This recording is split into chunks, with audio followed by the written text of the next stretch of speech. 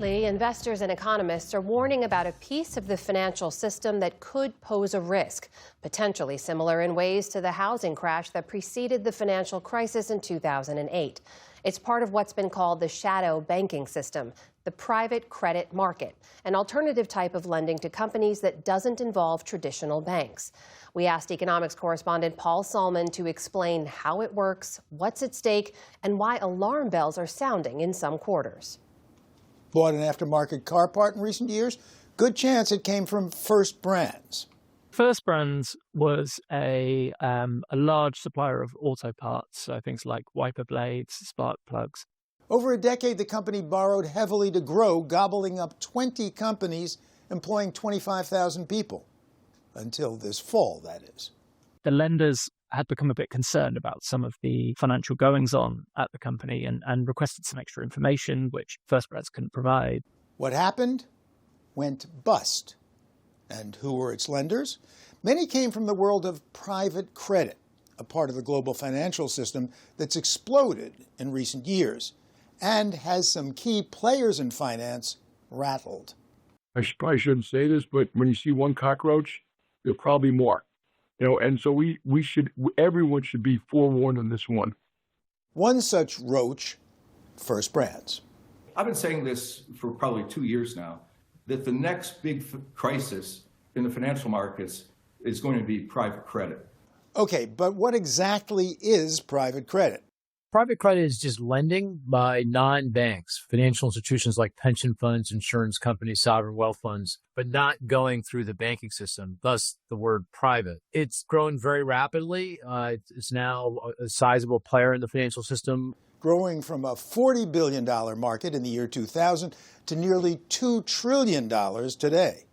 The reason for that growth is that after the Great Recession, regulators realized that large financial institutions had been really exposed to making relatively risky bets without having enough of a backstop internally in the form of capital that they held that was available for the bank to draw down on in case some of those bets went sour.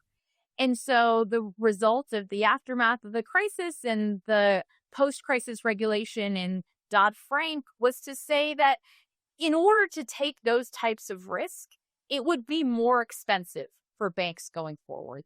As a result, most banks pulled back from riskier lending. And private credit stood ready, in some sense, to take advantage and meet the need of the market to be able to make those types of loans.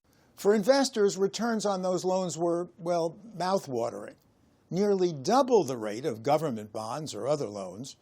So what's the problem?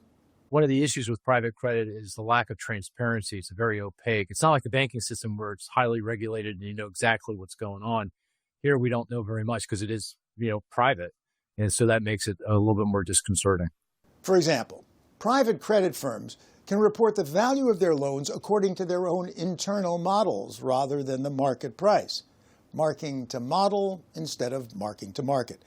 Problem is, it's nearly impossible to verify that the loans are worth what they're claimed to be. Most times, no big deal. That's probably just fine.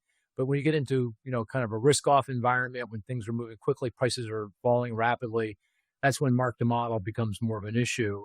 A loan marked to model could even become a loan marked to zilch. So how serious is the risk posed by private credit to the American economy as a whole? It's consequential, but it's still, on the small side. And I don't think it's at a place yet where it could do us in.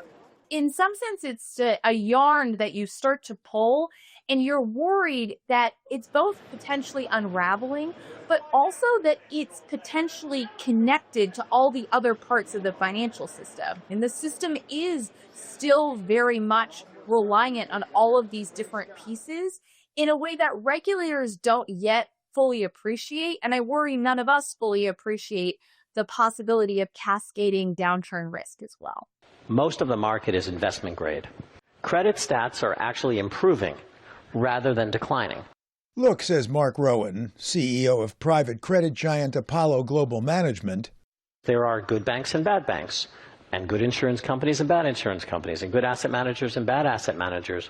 But there's nothing that I see that is systemic. Systemic risk. That's the danger, which starts with risk to, well, viewers like you.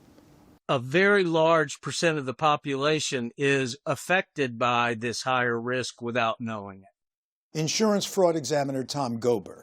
I look after policyholders and annuitants. If you have a life insurance policy or an annuity, I'm trying to help you know that you're going to be safe. But now there's a lot of pensioners who are also counting on the same insurance companies that are taking all these risks. And suppose insurance policy and annuity holders get skittish and start withdrawing their, or I should say our money, the money that backs up the private credit loans, putting them in jeopardy. In fact, recent headlines have featured bankruptcies of firms financed largely by private credit, Renovo, Tricolor, and, where the story began, First Brands. A cockroach operating in the dark, accused of engaging in blatant sleight-of-hand accounting. The company or group companies would make a sale, generate an invoice, and then sell that invoice or the sort of debt that generates to a third-party investor. And there were huge multi-billion-dollar investments in invoices that First Brands was generating. Those billions came in large part from private credit. That is, private loans backed by invoices. Unfortunately, the head of First Brands was allegedly faking those invoices and selling them more than once. And we're talking about a company that's now being accused of siphoning off billions of dollars to fund its founder and CEO's personal extravagant lifestyle. That's why the new CEO of the company is suing his predecessor for malfeasance, while a spokesman for the old CEO says he, quote, categorically denies the baseless and speculative allegations contained in the First Brands complaint. But the point is, First Brands, financed in the so-called shadow banking industry, was operating in the shadows. Which leads to the question of the day regarding the private credit industry. Were First Brands and its fellow private credit failures anomalies, or an early harbinger of risks not unlike those that triggered the financial crisis of 2008? For the PBS NewsHour, Paul Solman.